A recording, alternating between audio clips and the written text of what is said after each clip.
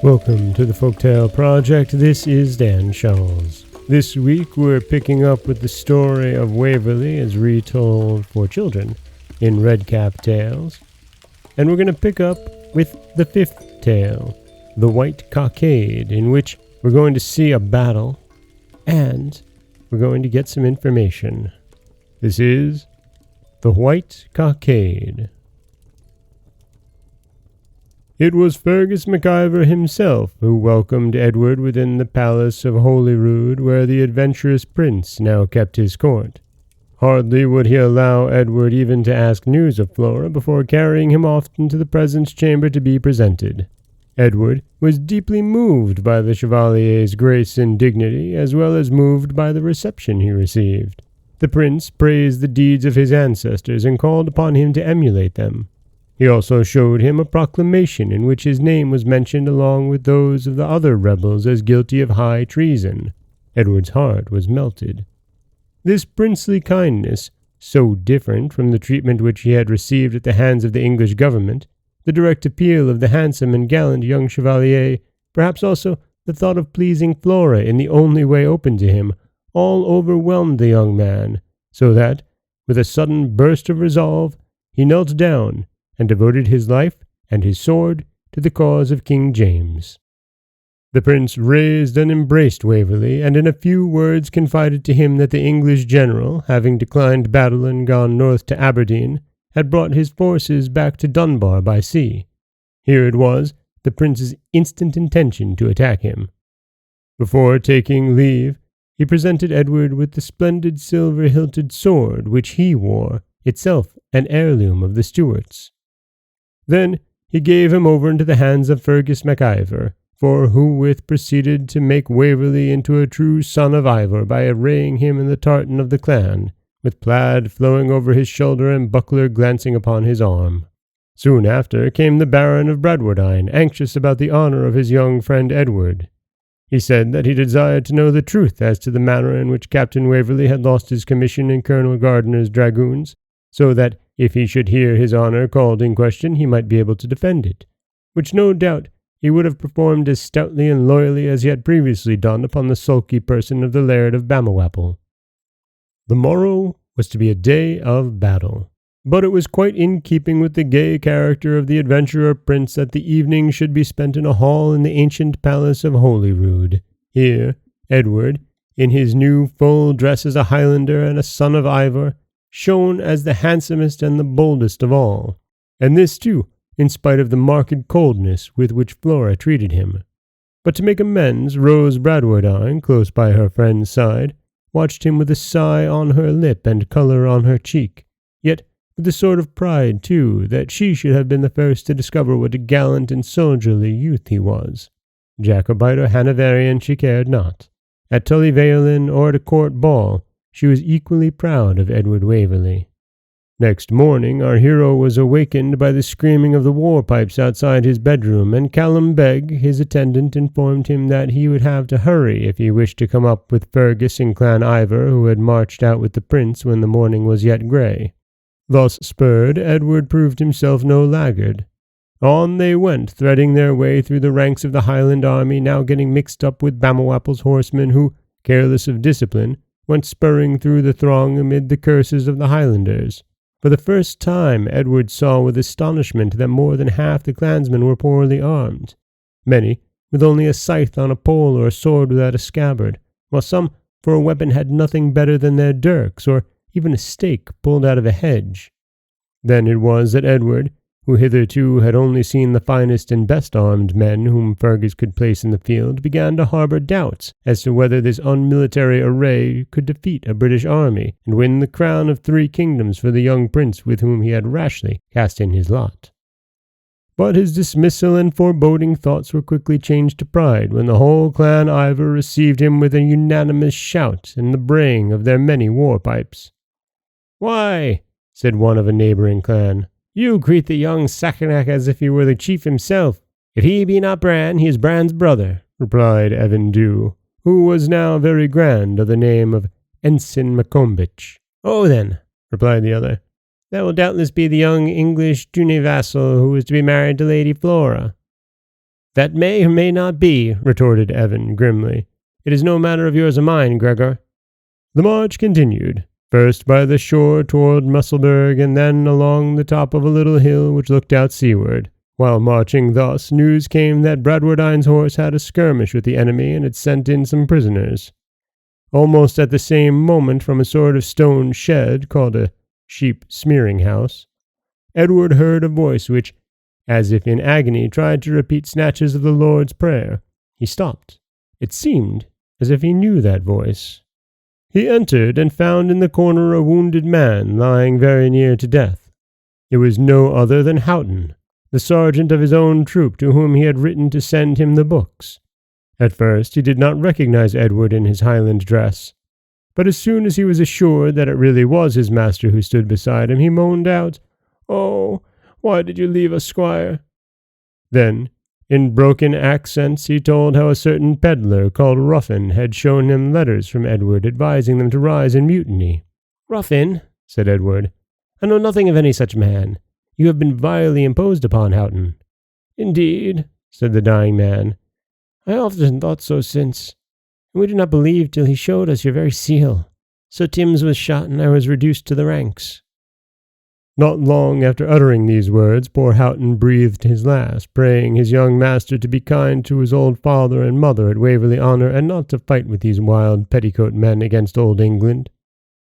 The words cut Edward to the heart, but there was no time for sentiment or regret.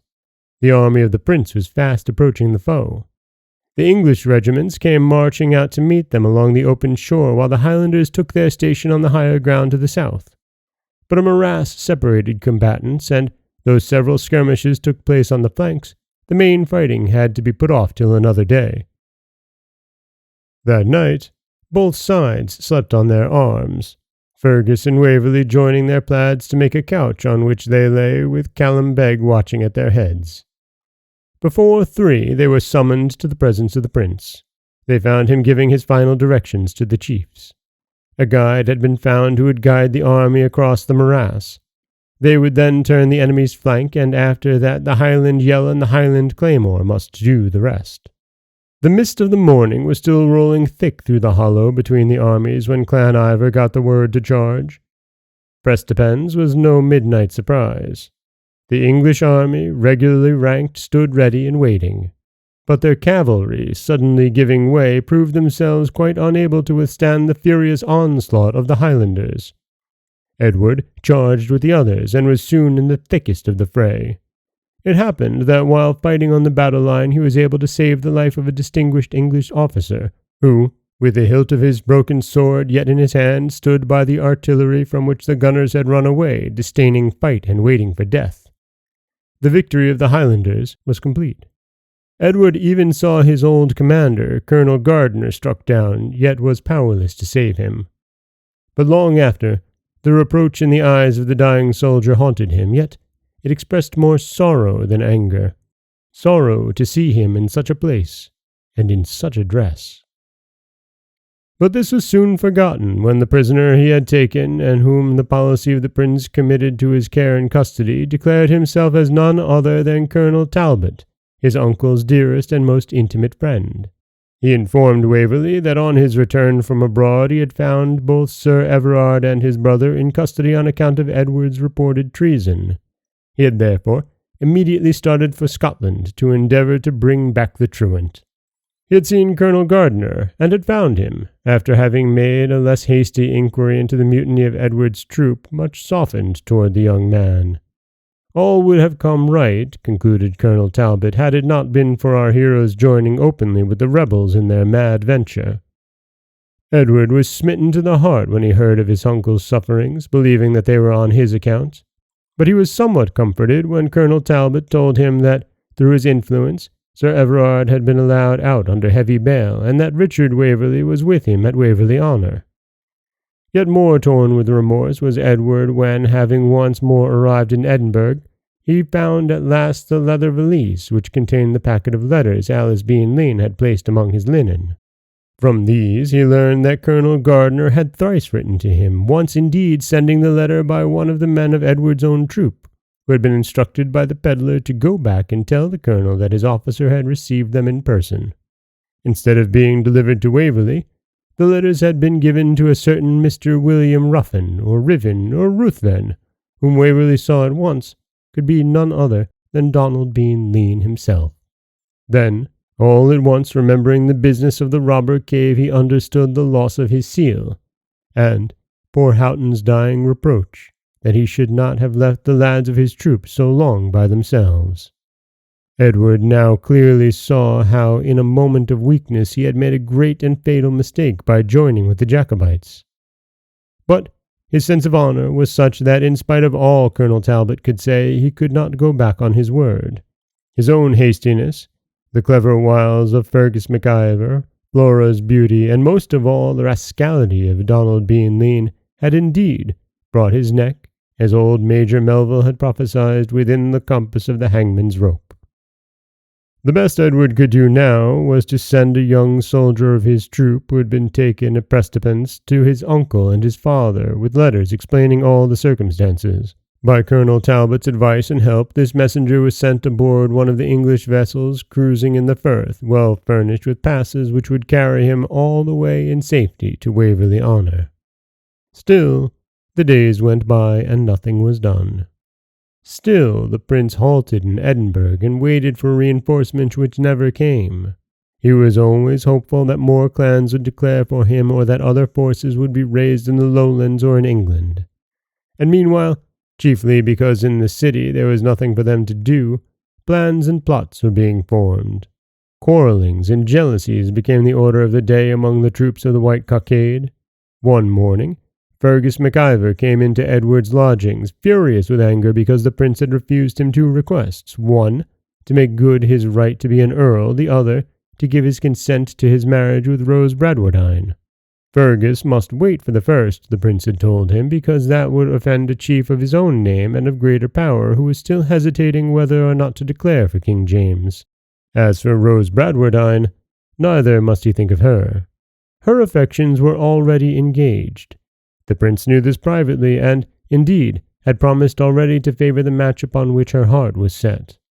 As for Edward himself, he began this time to think less and less of the cruelty of Flora MacIver. He could not have the moon, that was clear, and he was not a child to go on crying for it. It was evident also that Rose Bradwardine liked him and marked her favour, and her desire to be with him had their effect upon a heart still sore from Flora's repeated and haughty rejections. One of the last things Edward was able to do in Edinburgh was to obtain from the prince the release of Colonel Talbot, whom he saw safely on his way to London from the port of Leith. After that, it was an actual relief that Edward found the period of waiting in Edinburgh at last at an end, and the prince's army, to the number of 6,000 men, marching southward into England.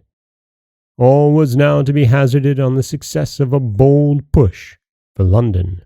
The Highlanders easily escaped a superior army encamped on the borders.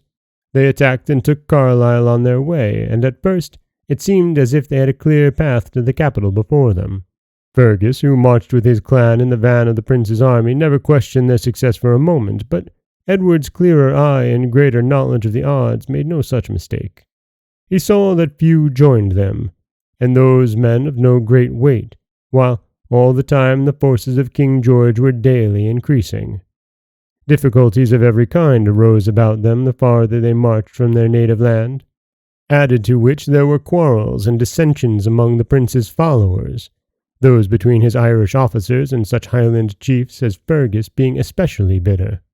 Even to Edward, Fergus became fierce and sullen, quite unlike his former gay and confident self. It was about Flora that the quarrel, long smouldering, finally broke into flame. As they passed this and that county seat, Fergus would always ask if the house were as large as Waverley Honour, and whether the estate or the deer park were of equal size. Edward had usually to reply that they were not nearly so great, whereupon Fergus would remark that in that case Flora would be a happy woman. "But," said Waverley, who tired of the implied obligation, "you forget Miss Flora has refused me not once but many times. I am therefore reluctantly compelled to resign all claims upon her hand." At this, Fergus thought fit to take offence, saying that having once made application for Flora's hand, Waverley had no right to withdraw from his offer without the consent of her guardian. Edward replied that so far as he was concerned, the matter was at an end. He would never press himself upon any lady who had repeatedly refused him. Whereupon, Fergus turned away furiously, and the quarrel was made. Edward betook himself to the camp of his old friend the Baron, and as he remembered the instruction he had received in the dragoons, he became easily a leader and a great favourite among the lowland cavalry which followed the old soldier Bradwardine. But he had left seeds of bitter anger behind him in the camp of the proud clan he had quitted. Some of the lowland officers warned him of his danger, and Evan Dhu, the chief's foster brother, who had ever since the visit to the cave had taken a liking to Edward, waited for him secretly in a shady place and bade him beware. The truth was that the clan MacIver had taken it into their heads that Edward had somehow slighted their Lady Flora.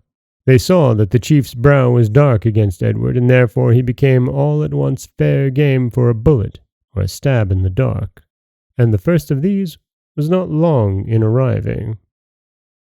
And here, I concluded, is the end of the 5th tale.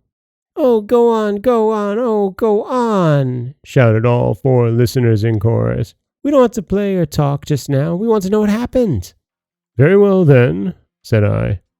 "Then the next story shall be called Black Looks and Bright Swords, carrying out which resolve we proceeded at once to the telling of." But not us. We're not going to tell right now the 6th tale from Waverley, Black Looks and Bright Swords. We're going to save that for our next tale. And here we're getting to see just how deeply Edward has found himself in this morass of politics. And we've learned the truth about the loss of his seal and how very important it was. Can't say that I didn't see that coming. This is Dan Scholz with the Folktale Project. Don't forget that you can subscribe to the podcast on Apple Podcasts, Stitcher, Google Play, Overcast, anywhere you like to get your podcasts. You can follow us on Twitter at Folktale Project. You can find us on Auto Radio, TuneIn Radio, iHeartRadio, Spotify, anywhere you like to listen. And you can always head over to folktaleproject.com, where you'll find a new story waiting for you every Monday, Wednesday, and Friday. As always, thank you so much for listening.